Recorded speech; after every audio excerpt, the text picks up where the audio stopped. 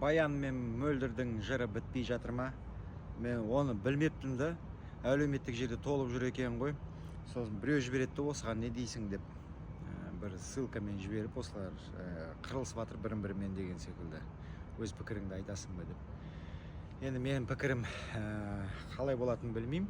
Бірақ мен өзін шынымен де өзім айтып кетсем, олардың мынау араларында болып жатқаны өсек пе, өсек емес пе, маған бір тиынға да керек емес. Шын айтайын, біздің қоғамымызға ешқандай пайда жоқ.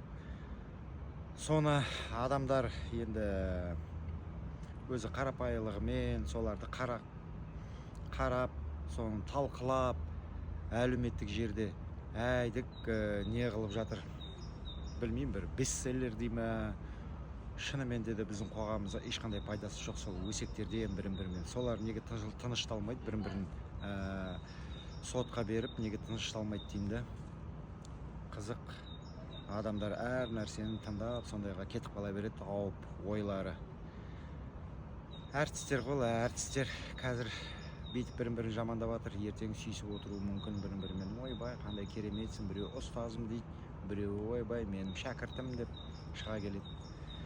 Сол үшін да шын айтайын, бір тиынға керек емес нәрсе олардың араларында не болып жатқаны. Алданбаңыздар еш нәрсеге. Сіздерге басқа нәрсе ойлау керек. Өздеріңізді дамыту керек, сыни ойлау керек. Сол мен айтарым.